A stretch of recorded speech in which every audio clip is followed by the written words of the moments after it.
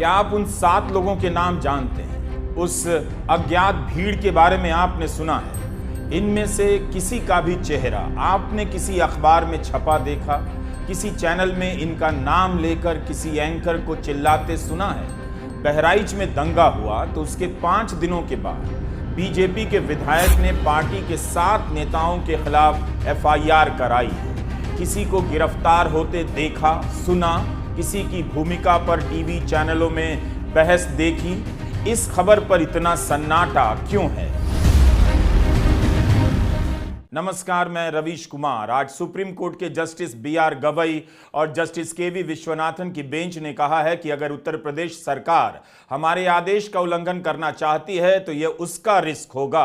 बहराइच दंगों के मामले में बुलडोजर चलने की खबर पर हाईकोर्ट और सुप्रीम कोर्ट में सुनवाई होनी है। उत्तर प्रदेश सरकार ने सुप्रीम कोर्ट को आश्वासन दिया है कि इस मामले में कल सुनवाई होने से पहले कोई कार्रवाई नहीं की जाएगी। हम इस पर भी आगे बात करेंगे। पहले हमारा सवाल है, बहराइच दंगों के 5 दिनों के बाद बीजेपी के विधायक ने अपनी पार्टी के नेताओं के खिलाफ एफआईआर करा दी है। इस एफआईआर में लिखा है कि 13 अक्टूबर को जब मृतक राम गोपाल मिश्रा के शव को बहराइच मेडिकल कॉलेज के बाहर गेट पर रखकर भीड़ प्रदर्शन कर रही थी, विधायक जी अपने अंगरक्षकों व अन्य सहयोगियों के साथ शव रखे लोगों के पास पहुंचे।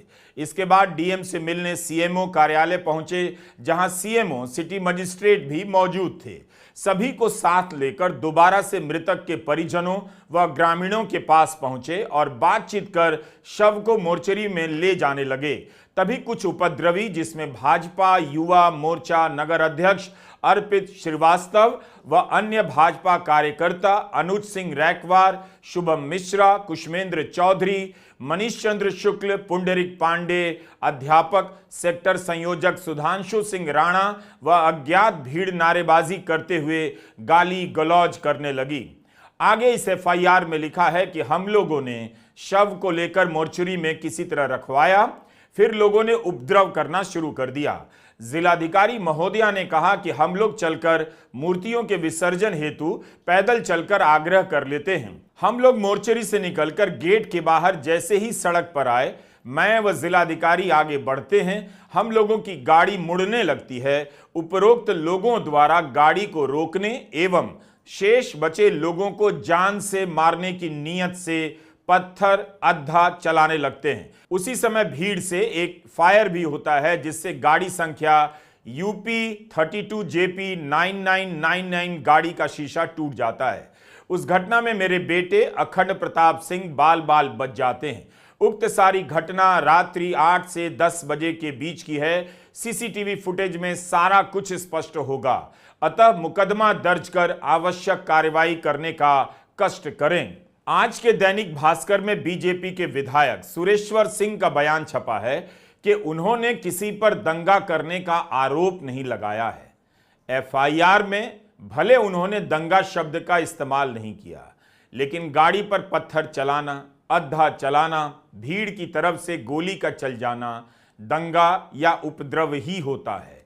एफआईआर में विधायक सुरेश्वर सिंह ने जिन 8 धाराओं के तहत मुकदमा दर्ज कराया है, 1912, 1913, 3422, 35, 3513, 1091, 125 और 352, इन 8 धाराओं का संबंध उपद्रव, दंगा और हत्या के प्रयास से ही है। 22 अक्टूबर को सुरेश्वर सिंह ने एक प्रेस कॉन्फ्रेंस की और कहा कि उपद्रवियों ने उनकी गाड़ी पर बोरे डालकर जलाने की कोशिश की।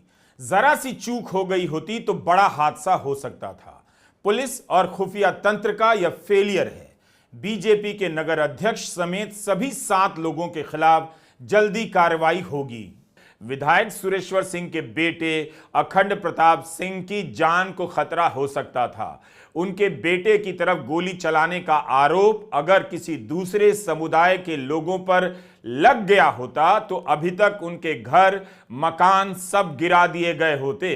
लेकिन बीजेपी के विधायक के बेटे पर गोली चलाने का मामला जिन 7 लोगों के खिलाफ दर्ज किया गया है, उनके खिलाफ कार्रवाई क्यों नहीं होती है?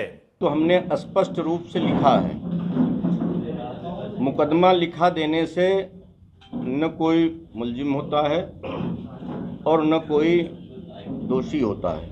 हमने स्पष्ट रूप से लिखा है कि सीसीटीवी कैमरे वहाँ पे लगे हुए हैं, एक दुकान पे नहीं कई दुकानों पे लगे हुए हैं।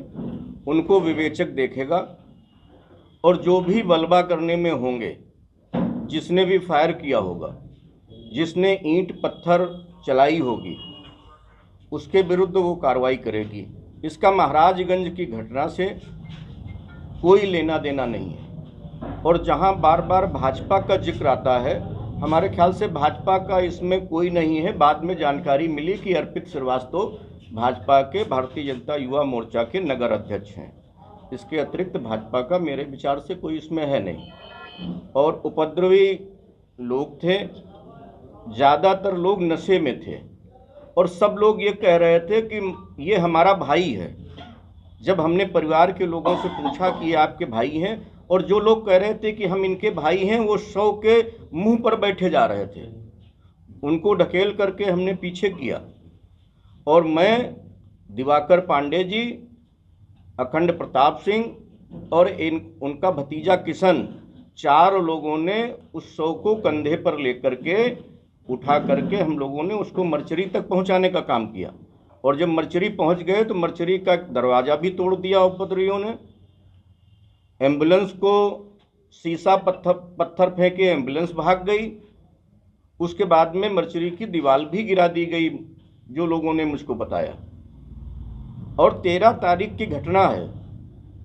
कई लोगों ने कहा कि अपने लोग हैं, तो हमने कहा कि अगर कोई अपना है तो आ करके बता दे।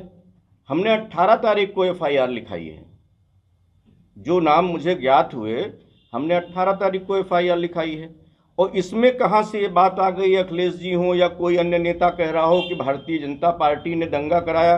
विधायक सुरेश्वर सिंह कुछ भी कहें, किसी भी तरह से कहें, हमारा कहना है कि मीडिया इन नामों को लेकर तह तक क्यों नहीं जा रहा है, क्यों नहीं एक एक नाम की पड़ताल की जा रही है। इसी प्रेस कॉन्फ्रेंस में देखिए सुरेश्वर सिंह के सामने कितने चैनलों के माइक हैं, लेकिन क्या मीडिया इनकी ही बातों की पड़ताल कर रहा है, इनकी कार के वीडियो दिखा रहा है जिसे जलाने का प्रयास किया गया।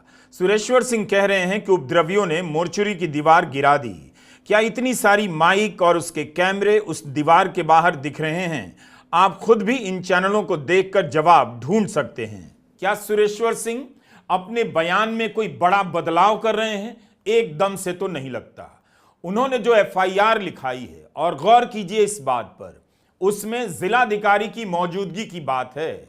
एक तरह से इस मामले में जिलाधिकारी भी गवाह हो जाती हैं। विधायक ने जो FIR कराई है बीजेपी के नेताओं के खिलाफ, वो क्या आसान बात है? अगर सुरेश्वर सिंह कहते हैं कि कहां से लग रहा है कि बीजेपी के लोगों ने किया है, तब फिर वे बता दें कि जिन लोगों के नाम उन्होंने FIR में लिखाए हैं वो बीजेपी के हैं या नहीं।